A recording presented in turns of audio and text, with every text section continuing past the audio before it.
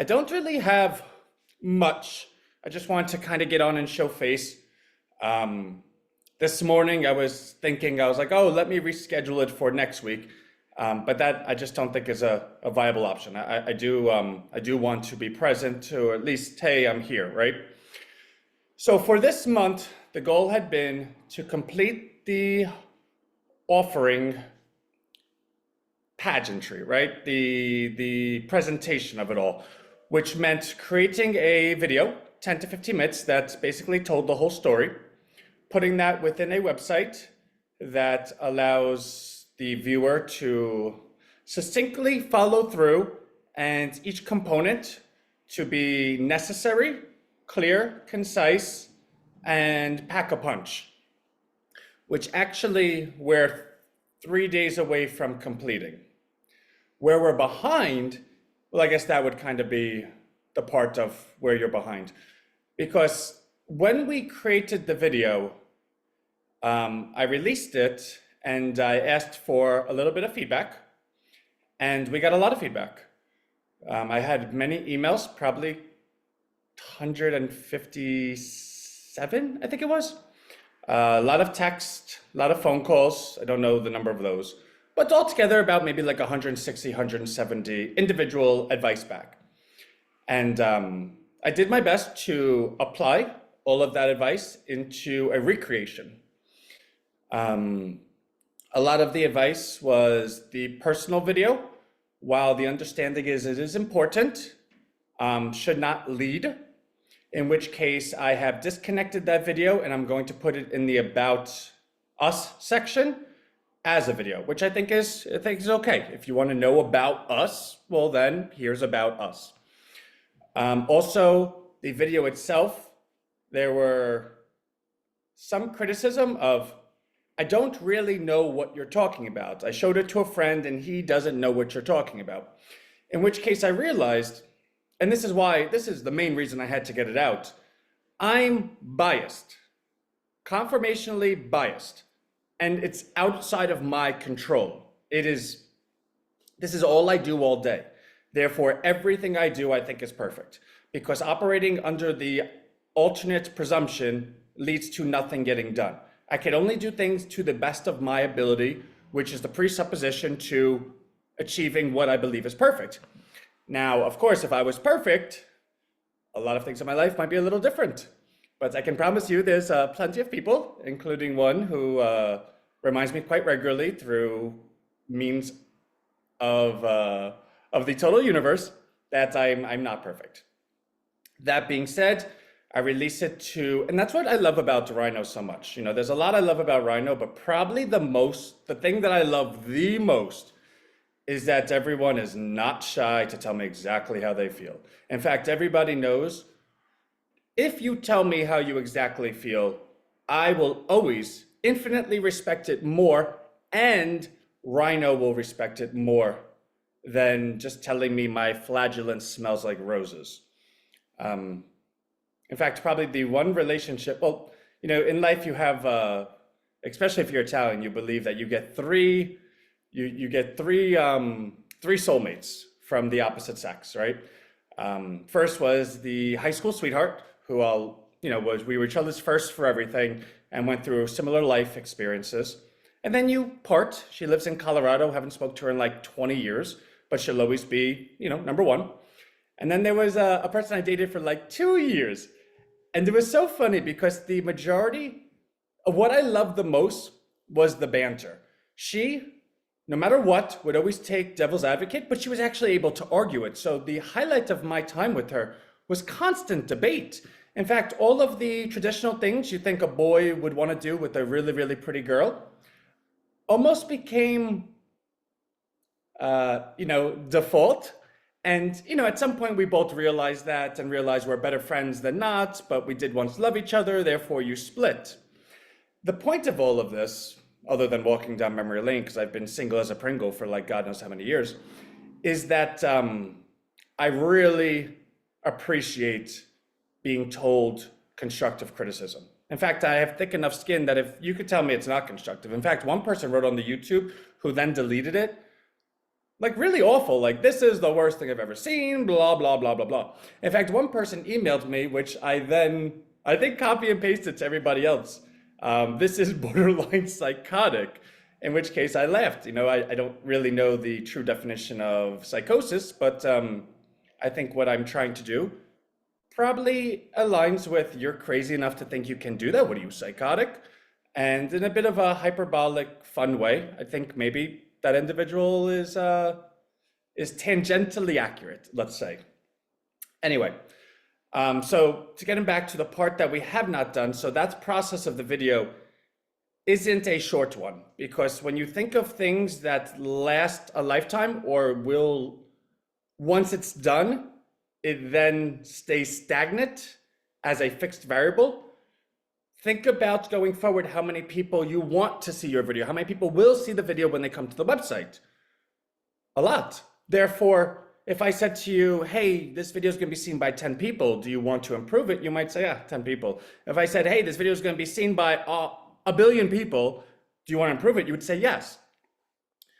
I never understood the rationale in planning for 10 people and then wishing you did it better because it's 1 billion, right? So we went back into the video and pretty much made slides.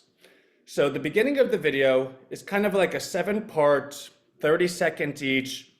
This point, 1-2 sentences. This point, 1-2 sentences. And then in the video, anytime something was about to be presented that correlates with those 7 parts, we then put a slide up with the title of that part, so that the person watching the video can say, oh, I remember this from then. This is how this comes in.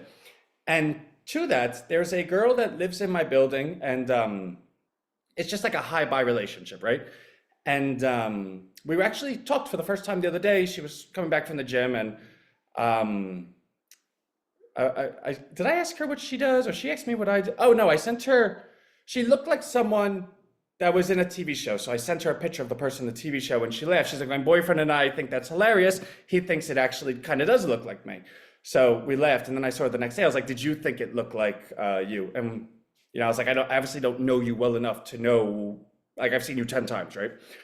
So then it came into like, what do you do for a living? What do you do for a living? Blah, blah, blah. And she's actually a state investigator, right? So when it comes to not analytics, what's the word I'm looking for? Behavioral stuff like that. That is her thing, because we started talking about favorite TV shows. So I introduced Ted, and I said, well, actually, I think this might be right up your alley. I am not complete with the video because I hadn't been done yet, but I will be completing it by this evening, which happened to be the night that I sent it out to everyone. It was really being done that day. I go, would you mind if I sent it to you? And I would just like, you know nothing about nothing. Like, you know nothing about me. If you and your boyfriend can watch the video and it makes sense to you, that's all I need. Does it make sense? If you could just tell me that would be really, really helpful, because even our community everyone knows what we're doing. It's not like a secret. We've all watched things and even tried to see things because we're all somewhat invested, whether it's time, belief, money, etc. So I sent it to her, and at the end of the evening, she goes, at the beginning, I wasn't sure, but really within like 2 minutes, I knew it, and my boyfriend watched, and he really knows nothing, and he knew it the whole way through.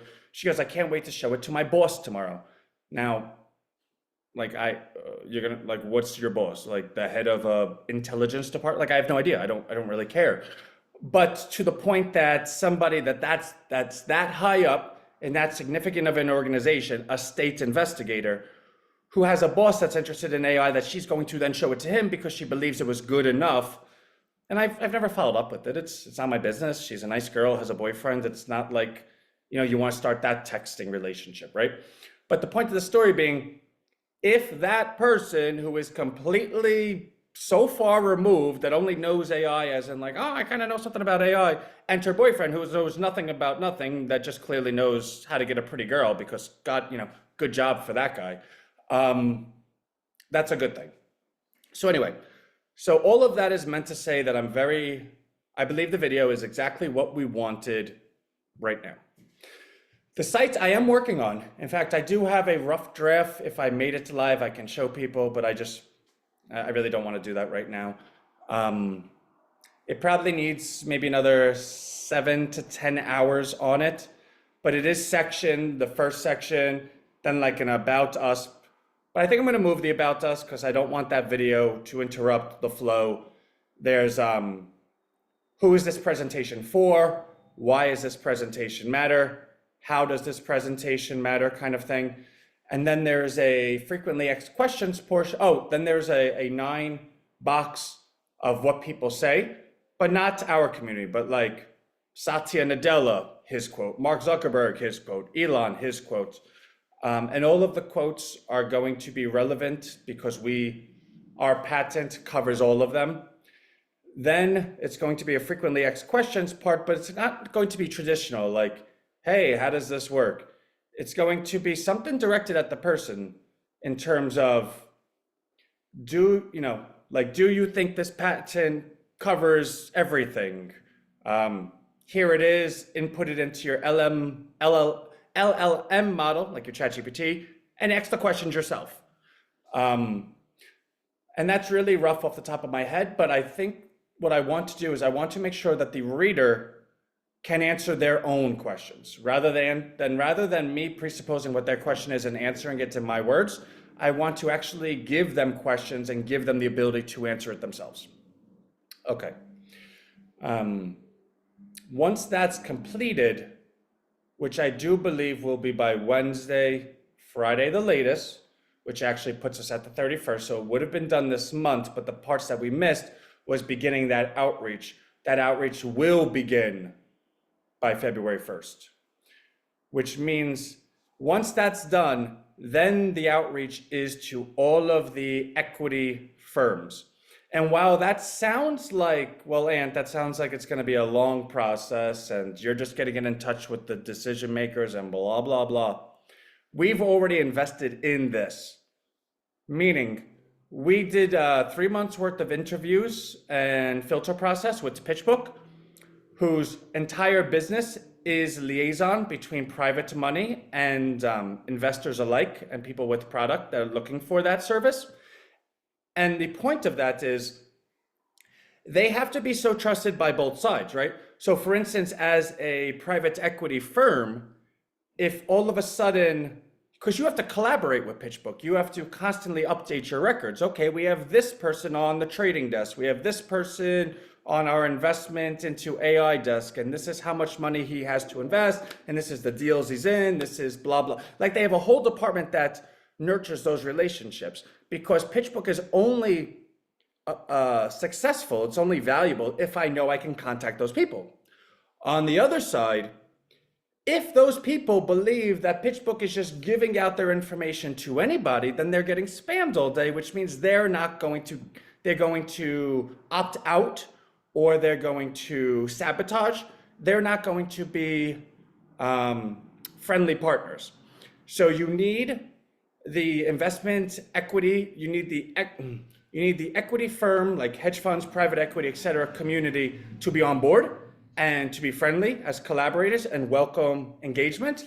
And you also need paying customers that have to pay X amount, right? So it's not even so much that like the service costs this much. It's you have to pay this much because we have to know that you're a credible person. If we put the service up for like, hey, get it today for $1.99, well then you didn't invest enough and you're probably going to spam our entire site and our whole site's going to fall to the ground. So it's their job to make sure that you have honest partners on both. That being said, we paid a lot of money and we have full access till June. We bought it a month ago. I have yet to go on the sites, but I have 6 months and I haven't had time to do it this month, right?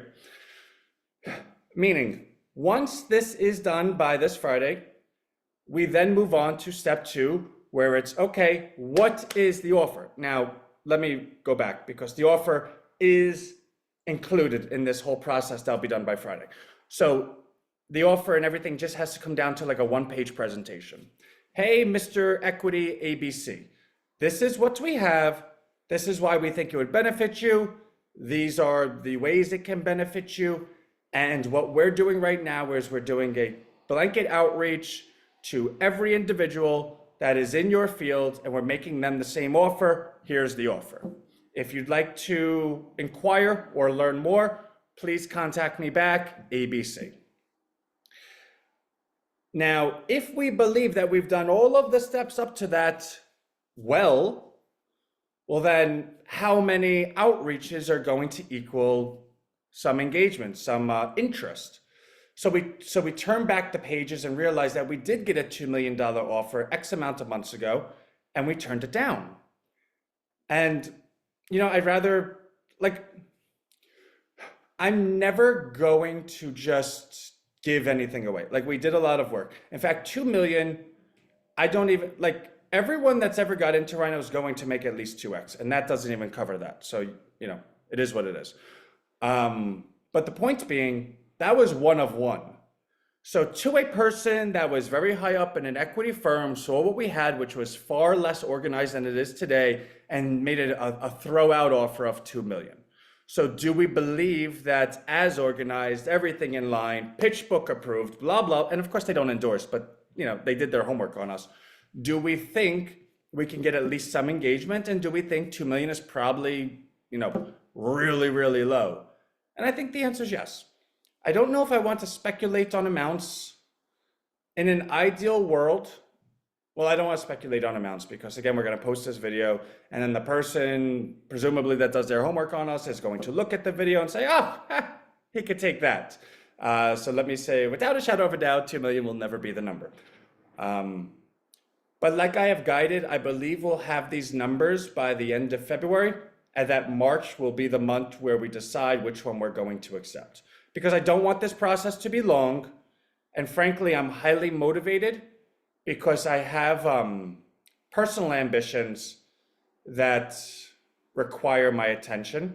And that's not to say I'm taking attention away from this, but it actually equals a more perfect Anthony for you. Because I have heard some concern, and I could feel the zeitgeist. Oh, Anthony thinks this thing is $1 billion, quadrillion. In fact, he started this whole call with, I think everything is perfect. He's going to hold out for this insane price, and we're all going to miss out on a good price because perfect is the enemy of good.